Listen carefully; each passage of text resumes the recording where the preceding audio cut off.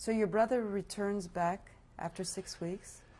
He returned back, and he never went back. He never intended to go back, because the conditions there were, at home they were still better than it was before the ghetto. And as I told you, he is the most stubborn person you ever saw, with willpower of, I don't know, like an elephant. How old was your brother at this time? 20. And I asked him many times in camp, "You regret that you came back?" I never got an answer from him, because he will never admit to a failure. But doesn't matter, I love him just the same. So when did the ghetto begin? In 1940, they made a ghetto on one street, but it was on both sides of the streets. And in a very small street. Do you remember around how many Jews were left at this time that were forced into the ghetto? I would say they were about 2,000 people, because there were some newcomers. They came from some villages, some from other cities where they made a ghetto, or there were rumors about a ghetto, so they had some relatives, so they came to us. And we were a few months in the two sides of the street ghetto. There was no German guards. There was some Jewish police. They were very lax. We could, not daytime, but at night we could, in the back, get out to get some food or to buy some wood or whatever. Then the Germans decided that this is too roomy for us, and they ordered all the Jews from this side of the street to move in on the other side of the street. We happened to live on the wrong side of the street, and we had to move on the other side of the street. And what happened to the buildings that you vacated? Poles moved in. So they were right across the street from you, the Poles? Yeah. And it wasn't the nicest street, of course. They always found, but we moved in the site where was the synagogue, and all the Stiebler and the Beis HaMedrash, and the mikveh, which was not active, of course, because people were living there. Wherever there was a room, people were living. It was very crowded. We got a nice apartment. Okay, nice. We had only one room. It used to be a coffee house in a billiard room. So there were 3 rooms, 3 families moved in. And we were living in one of the rooms, which was very good located because we had a door to go out. We were not allowed to go out, but we used the door sometime to smuggle in something. In the other 2 rooms were living my older sister. She got married in 1939. Who did she marry? She married Danziger. And her name again? Rebecca. By the way, he was killed in one of the camps. He ran away, and he was shot by the guards. He ran away from ghetto or from the camp. This was about 2 years later. But his parents, there were about 6 people there, were living in one room. My sister with her husband were living in this tiniest room, and we were living where the cafe used to be. We were living there a few months, and there was one Jew which was living outside the ghetto still. He was attending to the horses of the German police. Do you remember his name? Yes, Schulman. Schulman. Was he a relative? He was a cousin of my brother. His father and my brother's father were brothers. So he was attending to the horses. Then came an order that he has to move to the ghetto. So they found for him a room which was, he could have a door because he was still attending to the horses. And sometimes he used to go out in the middle of the night to prepare the horses for them, riding horses mostly. So they found our room. And we had to move again. But there was nowhere to move. So we were sleeping. There was a big, like an entrance to the building. So we were sleeping there. Once I was sleeping a little longer than I should, and they had to pass there. So 4 people took my bed, and they took me out from there. And there was nowhere to live, so the Jewish community, the elderly of the Jewish community, decided, the synagogue was a bare building because the Germans let the Poles vandalize the synagogue. So they took out, everything was from wood, beautiful benches. So whatever wood was stolen, including the floor. So it was just a big building. So they decided to sell little pieces of the building to build a little shack to sleep there. And my father bought a little piece. It was not bigger, maybe a little smaller than this room. How big would you, about 8 by 10? I would say till here. From there, and not wider, maybe even narrower. Even smaller. So I and my brother, we used to collect some wood and put up 2 walls because we were at the one end of the wall. So we had 2 walls, so we made 2 more. And we made a little ceiling from wood. And it was very cold. So we got somewhere straw with clay. And it was in the summer of 1940.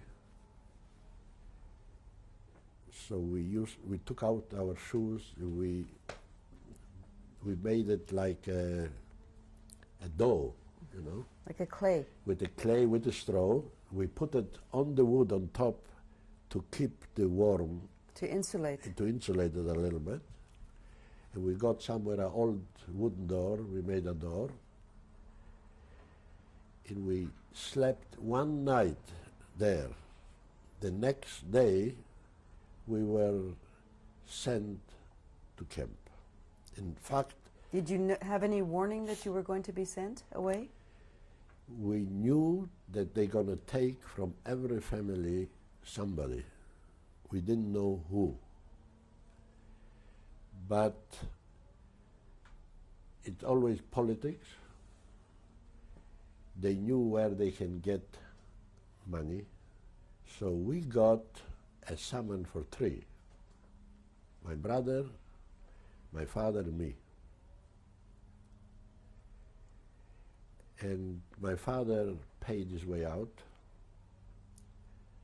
because and we were happy because he was the only breadwinner. You know, not that he was working for money, but he could, you know, smuggle in something. And we were collected, a group about,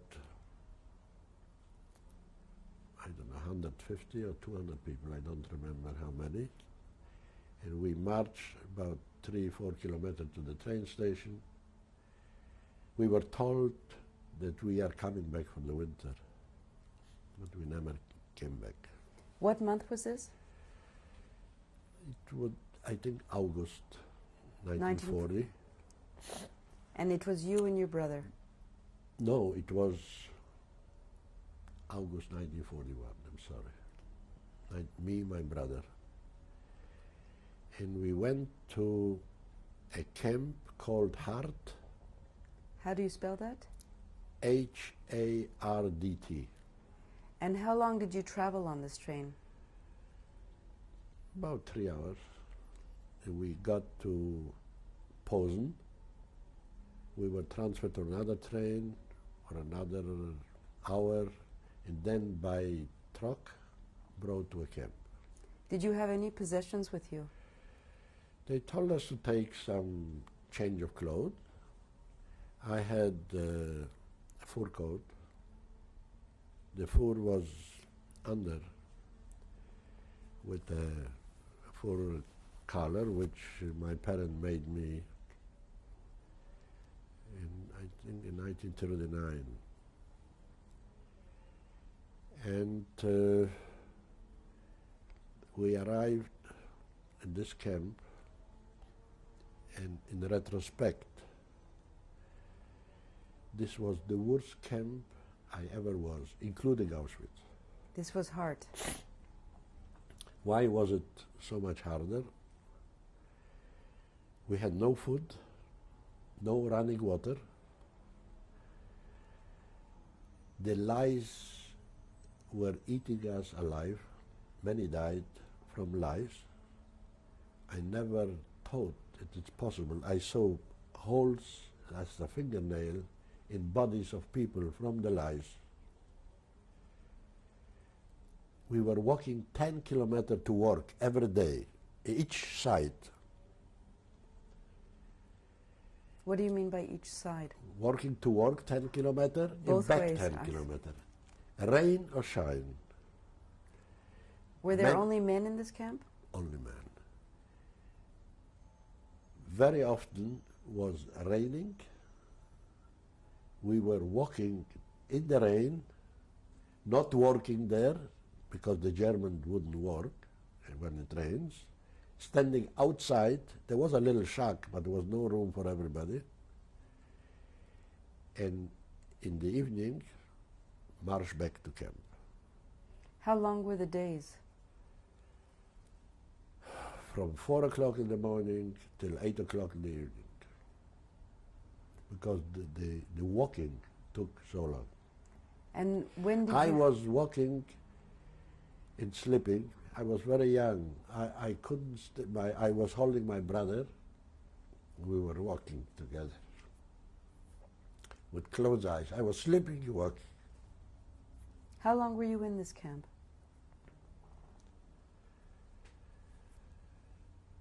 About 10 months, 11 months. And this was the drudgery, the routine every single day? Every single day. The last 2 months, I had it better. Why is that? I will, by sheer circumstances. When they were already deep involved in Russia, and they slowed down. We were building the Autobahn. Every 10, 15 kilometers was a camp which was building his stretch of the Autobahn. But when they needed the heavy equipment in Russia, so they sent the German companies had to take away equipment from the Autobahn and sent it there to build road, bridges, tunnels, or whatever they had to build for the Russian army. So they slow down and they send away about 30% of our camp to another camp. And there was a Jewish boy from my town which was cleaning the mess of the German civilians, because they were living also there. In the camp? In the camp, but they had different entrance from outside. They had good food for them. He was cleaning their living quarters in the dining room after they ate, so there was plenty food left. Do you remember and his name? he was sent away, and they took me out that I should replace him. So I had plenty of food, and of course I helped my brother, whoever, and I didn't go to work anymore. I was standing because this was a full-time job. It was a big dining room. You know, every day I had to, after they ate, to take all the chairs, put on the table, to wash the floor twice a day, sometimes 3 times a day, to wash the big hole, the floor, and to wash all the dishes, and to make their beds in their rooms.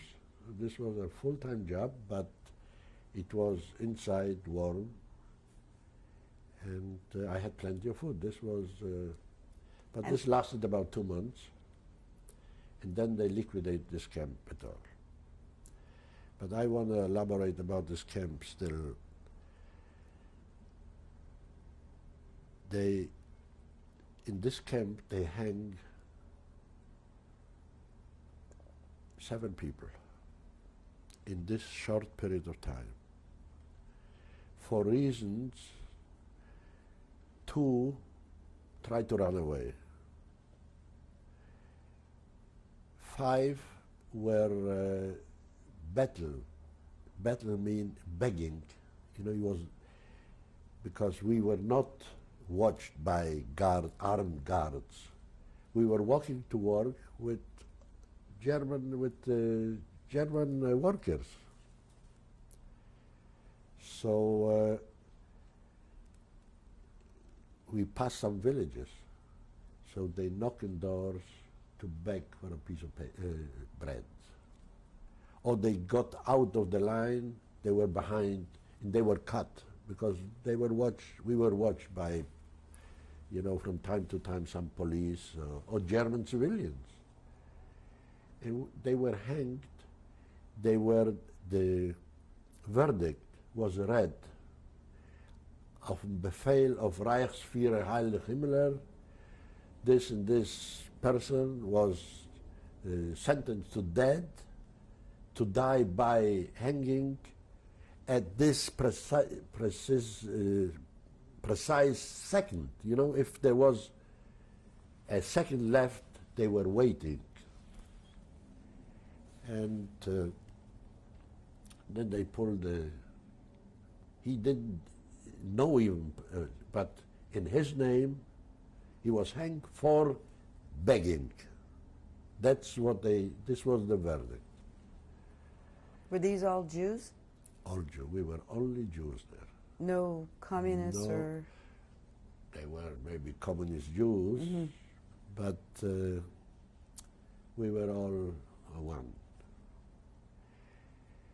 And I have to mention another episode there, which is, we had a civilian, the chief of this camp. Miller was his name.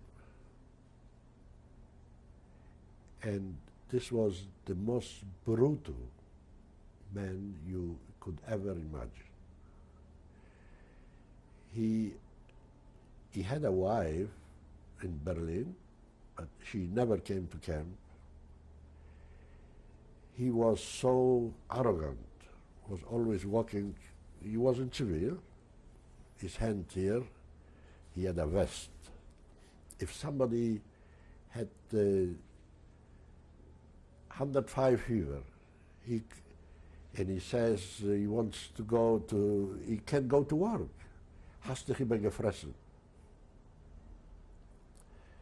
This was his, and he used to go from time to time to Berlin to learn methods how to punish the prisoners.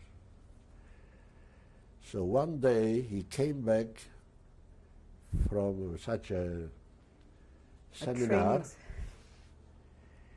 and this happened in the winter, January, February, and our room was punished for what?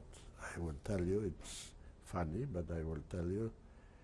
We were all not good dressed. We all had colds, and the bladder was a killer. We used to go 20 times at night run to, and there was a toilet about 200 meters away. But we didn't have time to put on shoes or something, run outside in the snow. So what we did, we opened a window, there was a window, we used to pee through the window outside. And he left a Jewish doctor from Berlin, he had more privileges. But he was a German, like they say, Jecke, I don't want to mention. Do you remember his name? No. But everything what happened, when the German went to those seminars, he used to tell him, you tell me what happened when I was absent. And he, not that he was vicious, but he was stupid. So he told him that our room peed through the window, and the proof is, you know, did you ever see how winter from water, like candle hanging down in different colors? So he told him, and he punished our room. So he brought a punishment. Everyone was tied up individually, not together, but one by one. In the middle of the place was a pool. He put up was tied the hand, the feet in the head. On top was hanging a pail of water with a hole inside, with a wooden plug. Plug, you say? But it wasn't tight, just a big drop was coming on your head in the same spot. This is a punishment. I read later that this was an ancient Chinese punishment which you can't survive more than 10, 15 minutes. We had to stay half an hour, but the guy who did it, who tied the head, was a Jewish guy, so he made, you know, we could a little move. But this is a punishment. And then after this, we got 25 an hour behind. This was the punishment. So you were physically beaten? Physically beaten. And this shows you what kind of person this Miller was. And then, thanks God, they liquidated the camp. We didn't see this man anymore. And we were sent about 100 kilometers away in a village. How did you arrive there? By train or did you walk? By train, by train. And you were still with your brother? I was still with my brother. I was with my brother till almost to the end. And there we arrived in an old school building in a village. There was a barn also, but they didn't use it. And we supposed to build a road. And we supposed to find our own stones to build the road. So we had to, excuse me. Where is this village? Would you This remember? village, the name of the village is Zalesie in Polish, Zalesie. Hinterwalden in German. It's a village not far from the city of Bydgoszcz in Poland. And we were there about a year also. So what time was this? What year was this? In 1942, we came there. I don't recall exactly the date, till 1943, around July. And you stayed in this school? We slept in the school. On the floor they put straw. There was no bed, no mattresses. We were about 80 people, no more. And how did you protect yourself from the cold? Whatever we had, our clothes. So it was why I said it, you know, I didn't finish about heart. In here it continues in a way, because we got our own clothes from home. It was all torn and dirty. There was no water. In the first camp was no water, only drinking water. That's why we had the lice. From time to time they disinfect us. They also gas the rooms, but it didn't help. So we had no change of clothes, we didn't wash, and we were undernourished to be able, even if we would have the water. They didn't give us any facilities. So we were, then in the other camp continued the same thing, because we didn't get any clothing, no shoes, we were barefoot practically. Was this considered a camp in the school where you were, or was there a name? It was a camp, Mm-hmm. a working camp. It was considered a working camp, like the previous one was RAB, Reichsautobahn, they call it, a working camp. There were no gas chambers there. They were just dead from malnutrition, from not so much beating, but just exhaustion and lack of food. And there it continued. But we had in the beginning a little more food. In a village there is plenty of potatoes, and we didn't work too hard. We didn't go too far to work. If it was raining, we were staying there. But we had a very unpleasant episode in this camp. One of our Jews from my city, which was a convert, he converted to Catholicism because he fell in love with a girl before the war. The family was shitting shiva after him. It was a big tragedy. He was married in a synagogue, in a church. What was his name? Would you remember? Lubraniecki. Lubraniecki. Lubraniecki.